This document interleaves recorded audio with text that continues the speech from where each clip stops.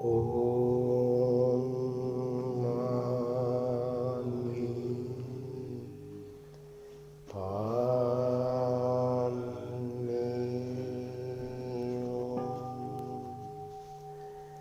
Om Mani Padme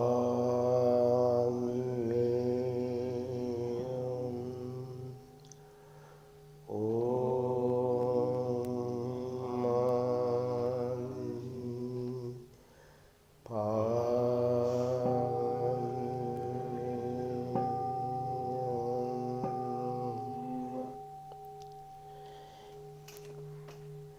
Good morning and welcome to the Sunday service.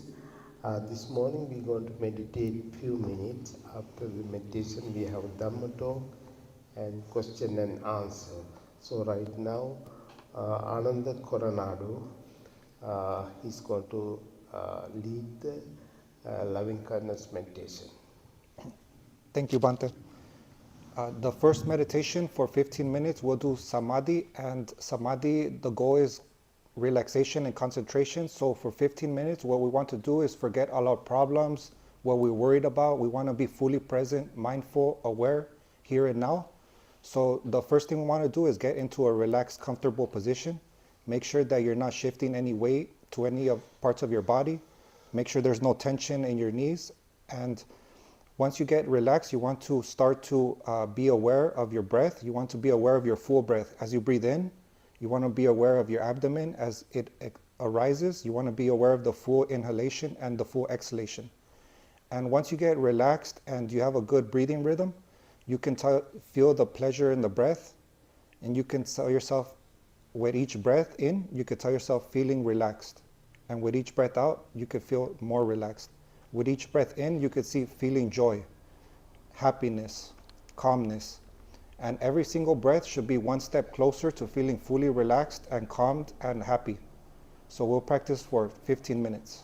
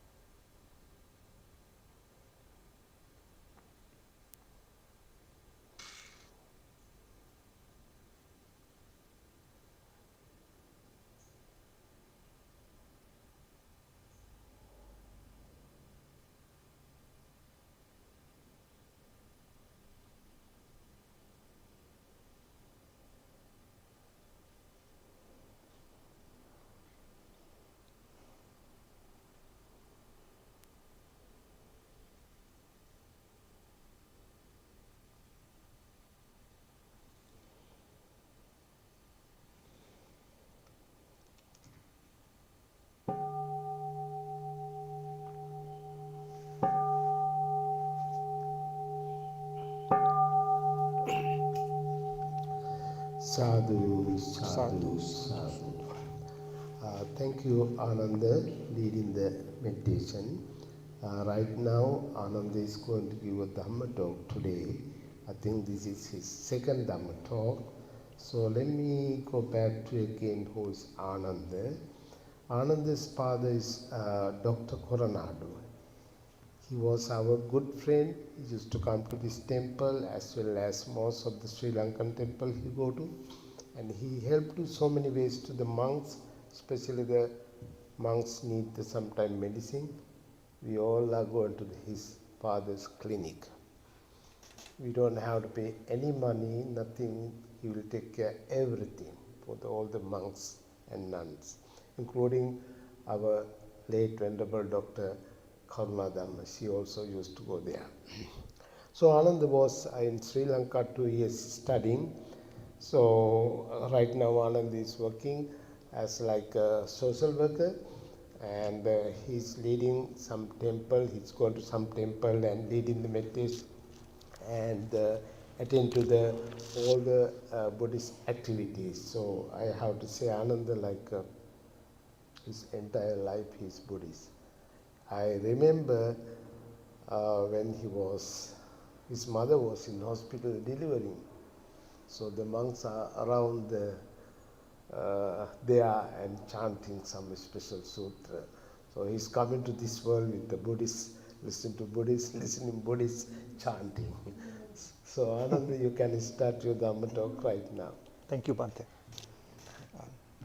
Hello, everyone. Thank you for coming. I hope meditation was good and you have more peace, happiness, and wisdom.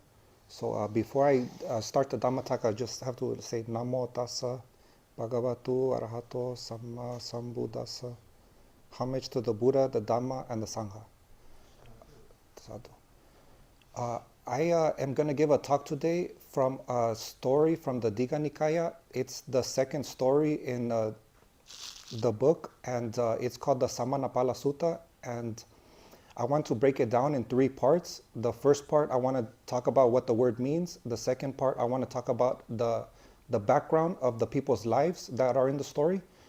And then the final part, I want to talk about the advice that the Buddha gave. So the first thing I want to talk about is the Samanapala Sutta, what the name means. Samana means Maurice Walsh, the person who translated this book. He was German, who translated hundreds years ago, maybe like 150 years ago. He translated as the fruits of the homeless life. Samanapala. Pala means fruits or benefits.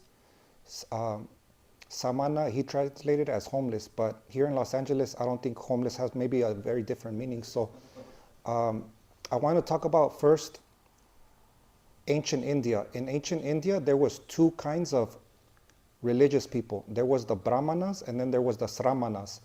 The Brahmanas, they were practicing the Vedic teachings and they have a very rich tradition.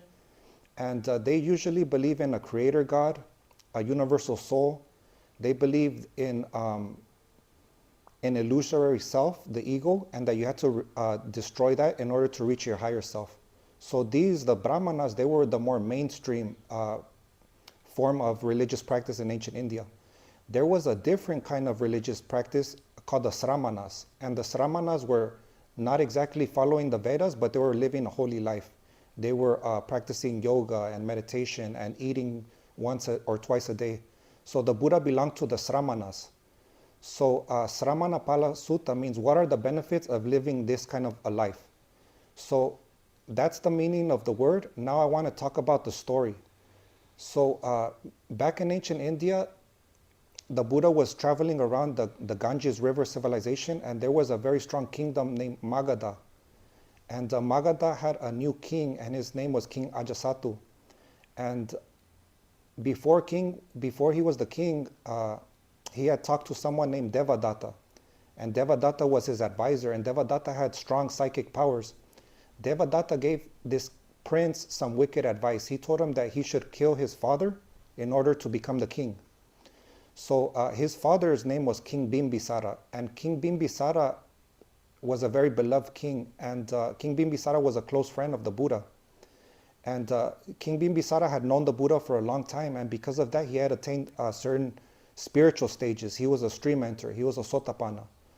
So when he found out that his son wanted to kill him, he gave him the kingdom. He said, you can have the kingdom. And so King Ajasattu now, he goes back to Devadatta and he says, I'm the king now, I don't have to kill my father. But Devadatta tells him, no, you should still kill your father because just to be safe.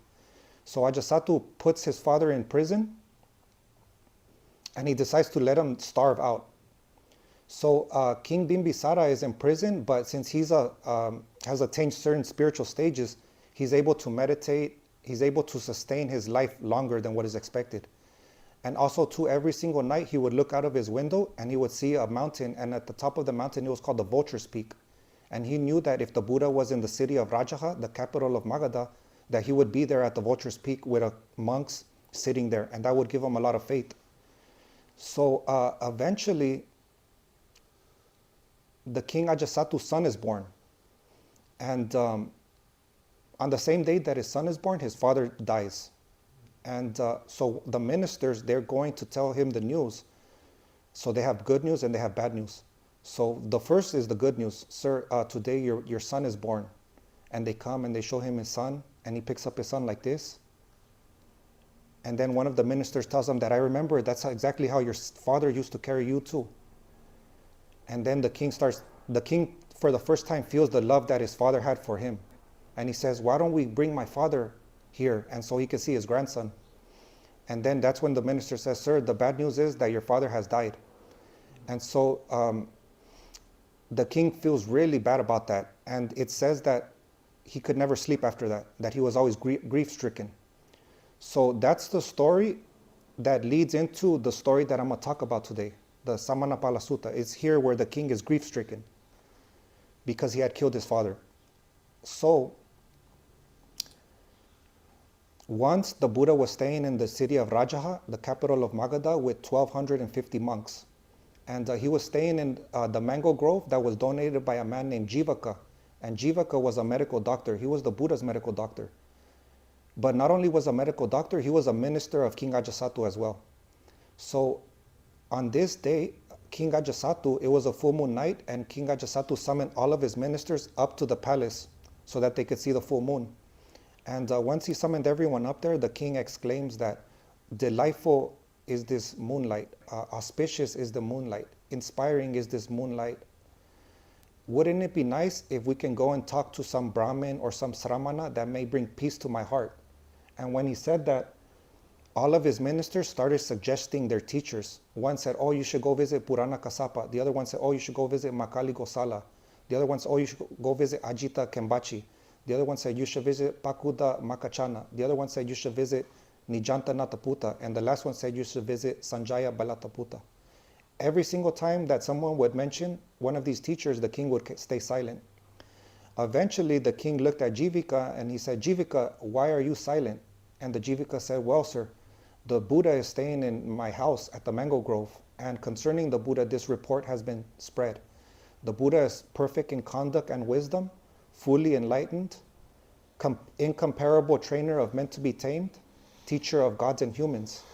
And so when he said that, the king felt inspiration. He said, oh, perfect in conduct and wisdom, fully enlightened. He said, why don't we go and then see the Buddha? So he said, prepare the elephants, let's get ready. And so they set out in a royal procession to go and see the Buddha. And once they had reached the end of the road, they got off of the elephants and they proceeded on foot. And once they started walking to see the Buddha, the king felt really scared. And he said, Jivika, you're not planning to set me up, deceive me, or you're not planning to deliver me to my enemies, are you? And Jivaka said, no, sir, I wouldn't do that. And then the king says, how is it that 1,250 monks and I cannot hear a single whisper or a sneeze or anything, a cough? He says, no, sir.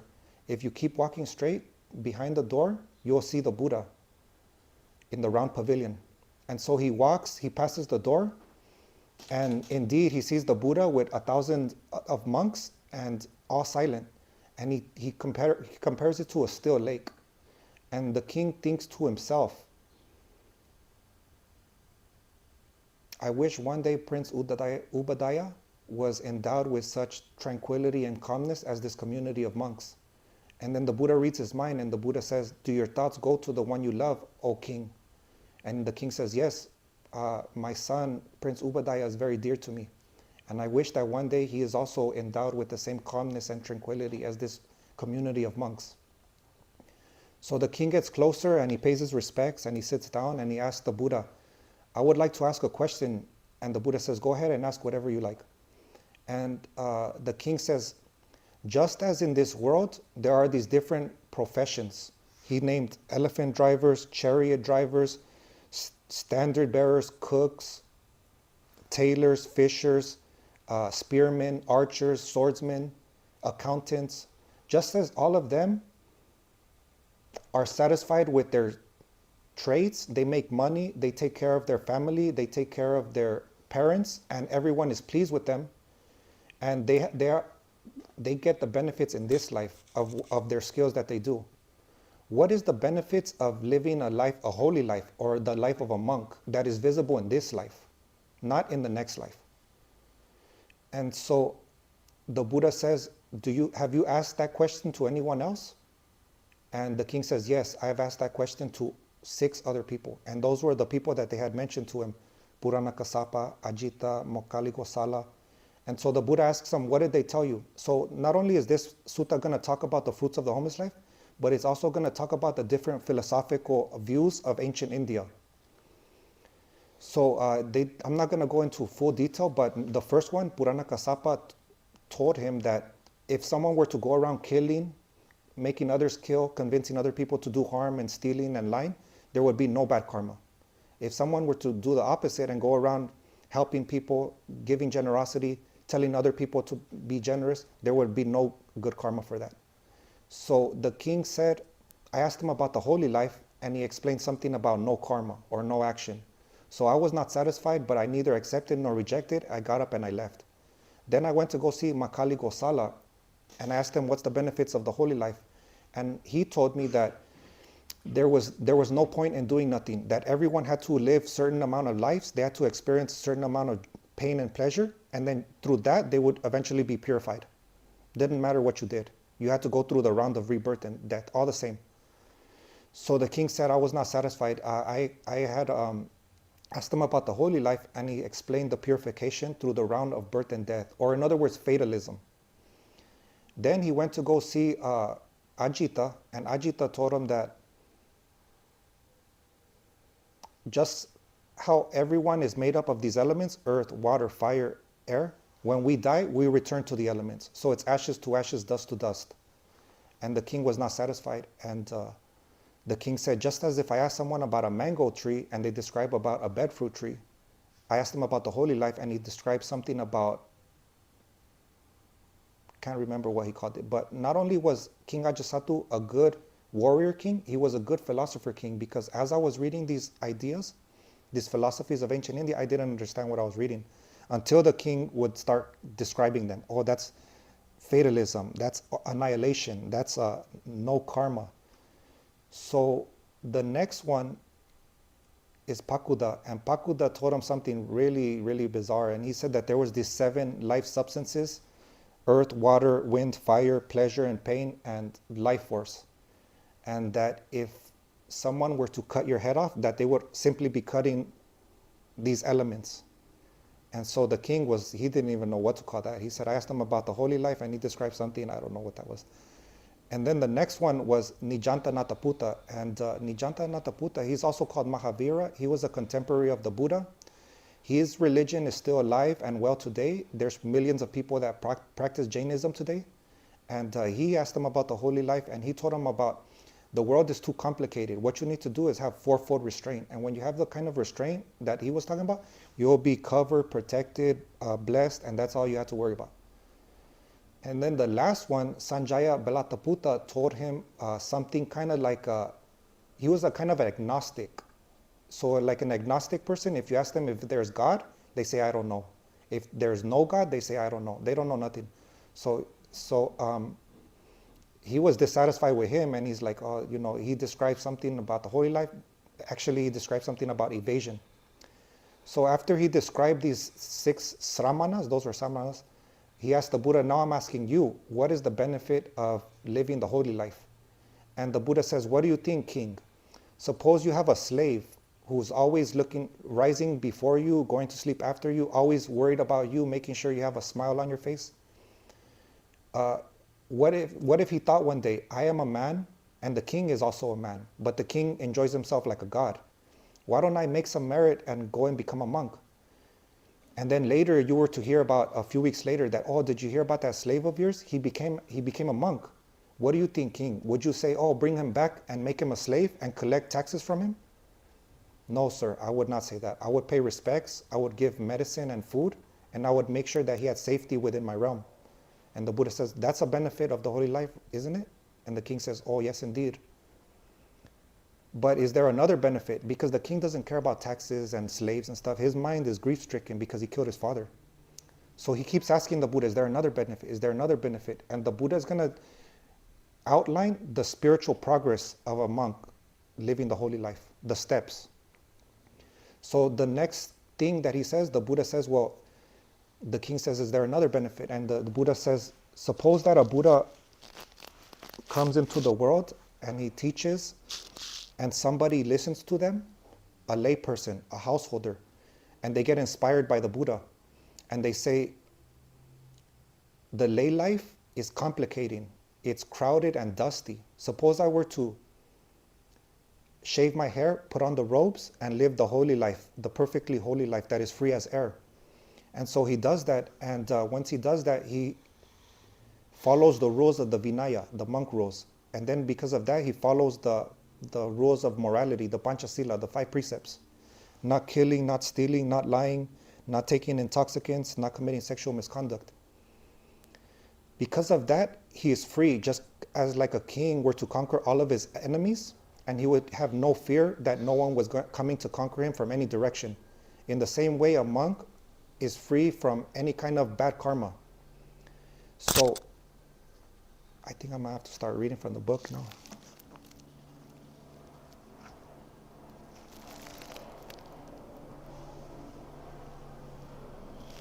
Okay, so once someone is perfected in virtue, then he's a guardian of the sense doors.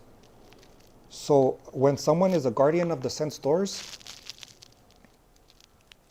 when someone sees something with the eye, he does not grasp at its major signs or secondary characteristics, because greed and sorrow, evil, unskilled states would overwhelm him if he dwelt so he practices guarding it. So what the Buddha is talking about, he's talking about, or when you see something, when you taste something, when you smell something, you don't observe at the qualities of whatever you're experiencing.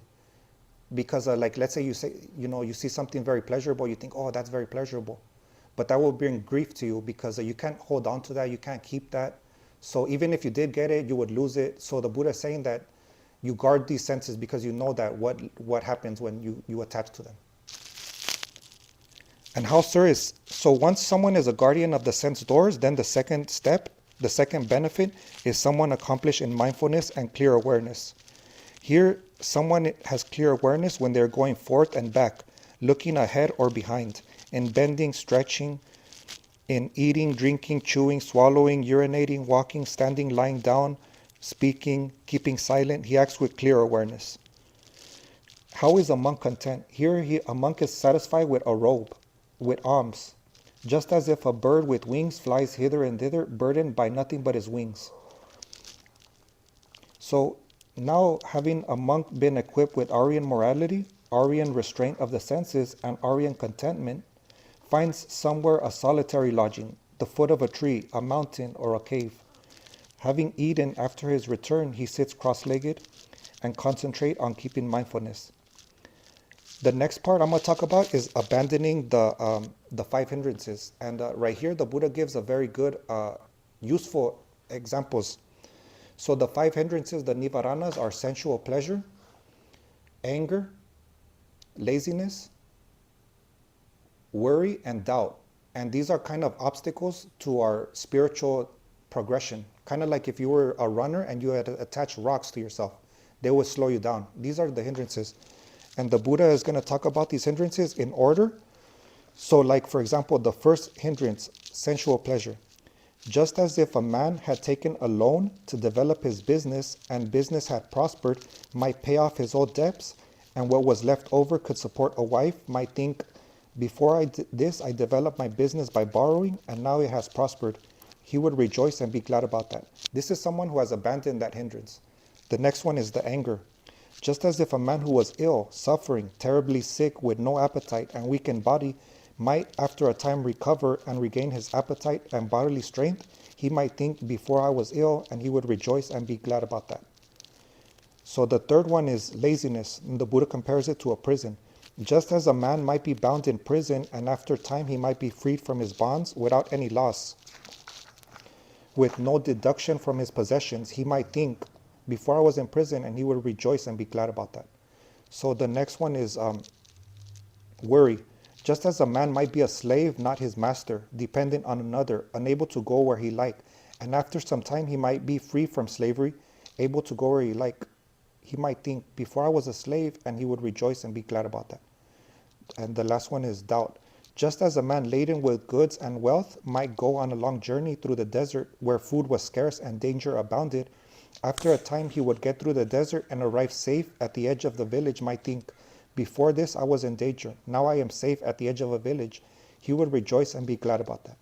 As long, sire, as a monk does not perceive the disappearance of the 5 hindrances in himself, he feels as if in debt, in sickness, in bonds, in slavery, on a desert journey. But when he perceives the disappearance of the 5 hindrances in himself, it is as if he were free from debt, from sickness, from bond, from slavery, from the perils of the desert. And when the 5 hindrances have left, gladness arises. Gladness comes delight. Delight in his body, in his mind, his body is tranquil. With a tranquil body, he feels joy. And with joy in his mind, he is concentrated.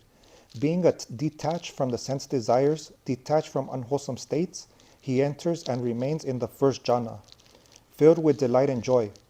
With this delight and joy born of detachment, he so suffuses, drenches, fills, and irradiates his body that there is no spot in his entire body that is untouched. And the example that the Buddha gives about the first jhana is like if someone is like taking a shower and then they're using soap and there's a lot of soap, and you collect all the bubbles of the soap and you put it together like that and you make it kind of like a cake. And so like none of the bubbles escape. That the Buddha calls the first jhana like that, like you bring your mind together like that. Again, a monk with the subsiding, now the second jhana is going to be losing applied and sustained thought.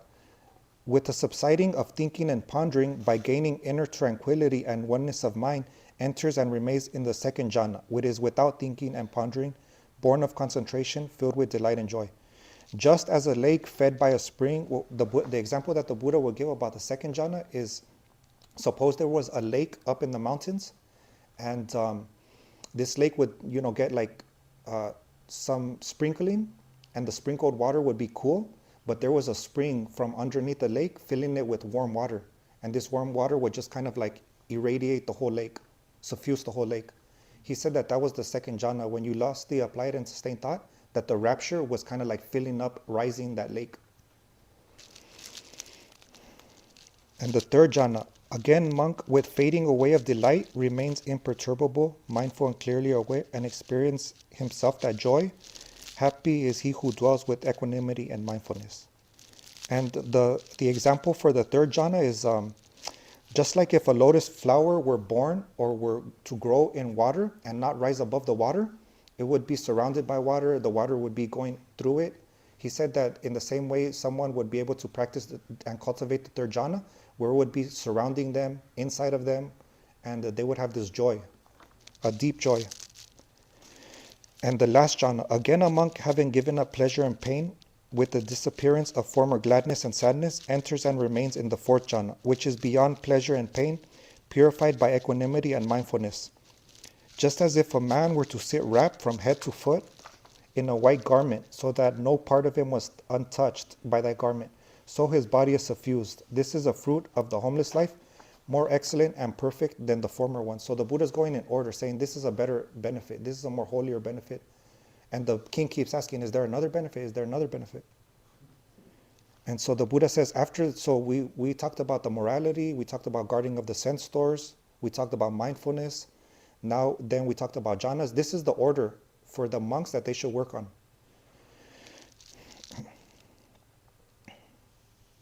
And the Buddha talks about, after that, after the jhanas, the Buddha talks about just as if there was like a gem, pure, excellent, cut into 8 facets, clear, bright, unflawed, perfect, and there was a string of blue, yellow, red, white, or orange. A man with good eyesight taking it in his hand and inspecting it would describe it as such. In the same way, a monk with concentrated, purified, and cleansed can see in ourselves the elements, water, earth, fire. So just like a man could see that string, oh, that's a white string, that's a blue string, that's a red string. Someone could look at themselves and be like, that's the earth element, that's the water element, that's the fire element. And after this part, the Buddha talks about supernormal powers that monks can cultivate. So the supernormal powers, he then enjoys different powers. Being one, he becomes many. Being many, he becomes one. He appears and disappears. He passes through fences, walls, mountains unhindered, as if through air. He sinks into the ground and emerges as if it were water. He walks on the water without breaking surface, as if on land. He flies cross-legged through the sky like a bird with wings. He even touches and strokes with his hand the sun and moon, mighty and powerful as they are. And he travels in the body as far as the Brahma world. So for this here, I don't know if this here, what to say about supernormal powers. I don't have no supernormal powers. But this is the Buddha's teaching, and I read it respectfully. The Buddha didn't encourage people to develop supernormal powers for vanity. He told them to do it because it helps on their spiritual growth. Like there's one story that I will quickly tell. Once the Buddha was traveling with Ananda and he needed to cross a river. And when he wanted to cross the river, there was some yogis and Brahmins that were there, and they flew across the river. And when they flew across the river, the people on the other side, they saw that and they started worshiping them. And so Ananda and the Buddha had to get on the ferry and cross the river. And so Ananda says, why don't you fly over the river? And then the people will see you and they will worship you too. And then the Buddha, he asked the ferryman, because the ferryman didn't charge the monks, how much do you usually charge to ferry people across? And the ferryman said 50 cents. And the Buddha said, you see, Ananda, that miracle is worth 2 quarters. So the Buddha didn't encourage the use of miracles like this.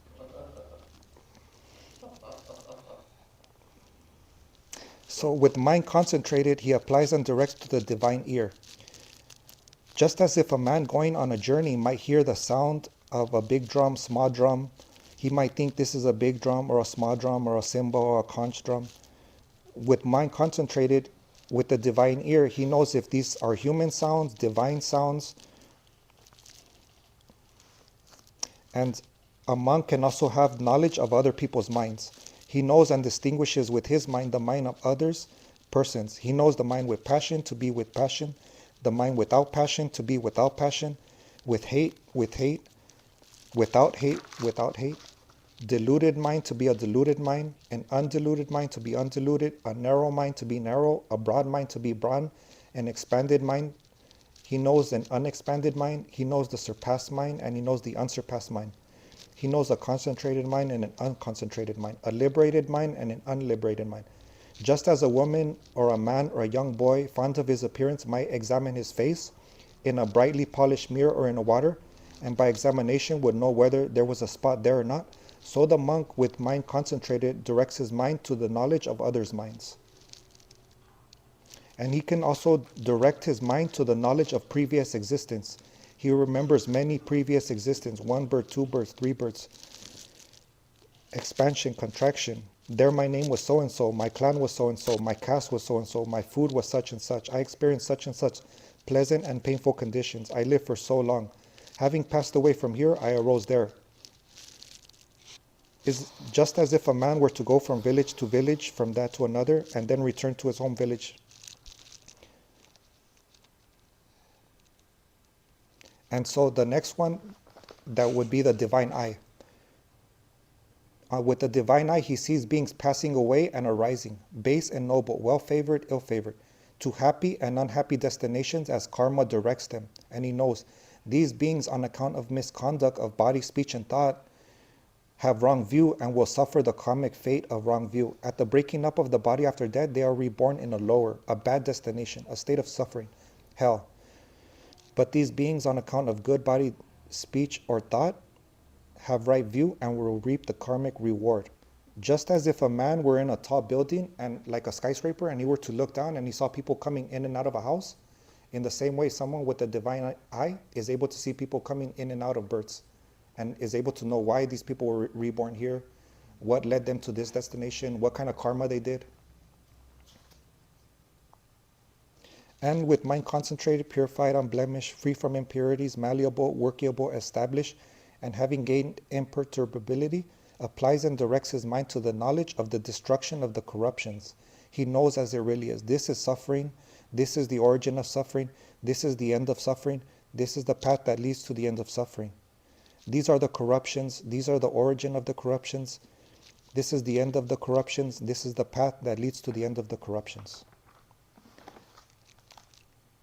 Just as if, sire, in the midst of the mountains there were a pond, clear as a polished mirror, where a man with good eyesight, standing on the bank, could see oyster shells, gravel banks, and shoals of fish on the move or stationary, and he might think, this pond is clear, there are oyster shells. Just so, with mind concentrated, he knows birth is finished, the holy life has been led, done is what had to be done, there is nothing further here. This, sire, is a fruit of the homeless life, visible here and now, which is more excellent and perfect than the previous fruits. And sire, there is no fruit of the homeless life visible here and now that is more excellent and perfect than this. So the last benefit would be for someone to understand the Four Noble Truths, the corruptions, and just like someone were to go to a lake and they were to be able to see the fish, the rocks, all of that, and to see it clearly, someone could see all of this, and they would understand that they did what they had to do, they lived the holy life, and there is no more rebirth. And that would be the best fruit. And so after this, the king Ajatasattu said to the Buddha, "Excellent Lord, excellent. It is as if someone were to set up what had been knocked down, or to point out the way to one who had got lost, or to bring an oil lamp into a dark place, so that those with eyes could see what was there. Just so the Blessed Lord has expounded the Dhamma in various ways, and I, Lord, go for refuge to the Buddha, to the Dhamma, and to the Sangha. May the Lord accept me from this day forth as a lay follower as long as life shall last. Transgression overcame me, Lord, foolish and wicked as I was, in that I, for the sake of the throne, deprived my father, that good man and the just king, of his life. May the Blessed Lord accept my confession of my evil deed, that I may restrain myself in the future. Indeed, Majesty, transgression overcame you when you deprived your father, that good man, of his life. But since you have acknowledged the transgression and confessed it as right, we will accept it. For he who acknowledges his transgression and confesses it for the better in the future will grow in the Aryan discipline." At this, King Ajatasattu said, "Lord, permit me to depart now. I am busy and have much to do. Do now, your Majesty, as you think fit." Then when Ajatasattu left, the Buddha said, "The king is done for. His fate is sealed, monks. But if the king had not killed his father, as he sat there, the pure and spotless Dhamma eye would have arisen." So what the Buddha was saying, that because he killed his father, that karma was so heavy that even though he sat there and he talked to the Buddha, and the Buddha gave him this long explanation, that the king would not be able to benefit from it. He would not get sotapanna like his father was, and he would actually be reborn in hell. Because according to the Buddha, the worst thing that you could do is kill one of your parents, because we don't have a creator God. In our beliefs, our parents are our creator gods. So killing one of them is like a very, very heavy karma. And even this king would go on to do so much for Buddhism. He would sponsor the first council, he would build temples, he would donate land. This empire would go on to become the Mauryan Empire with King Asoka, who would spread Buddhism in every single direction. But that was not going to help him. He was going to have to pay for all that heavy karma. And so that's the end of the sutta. Is it 25 minutes, Bhante? Okay, thank you, Ananda. It's almost 12 o'clock. More or less? No, that's okay. I think people may have some questions, so we can talk after the service. Right now we're going to chant the page 4 and page 10.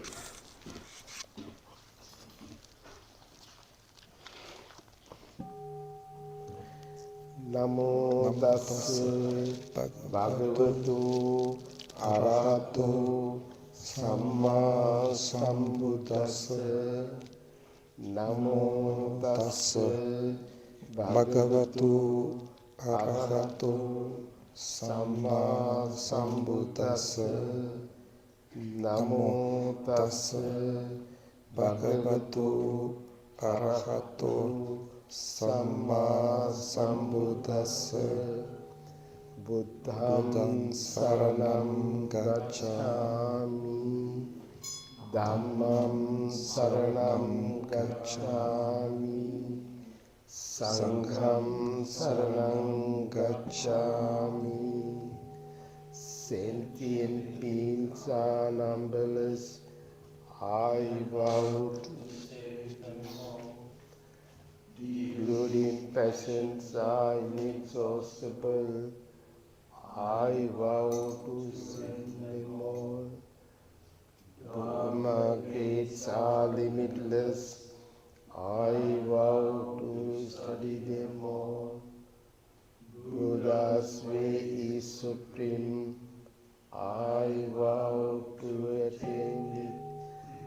May suffering ones be suffering free, and the best of felicity. May the great shed all grief, and the sick find health relief.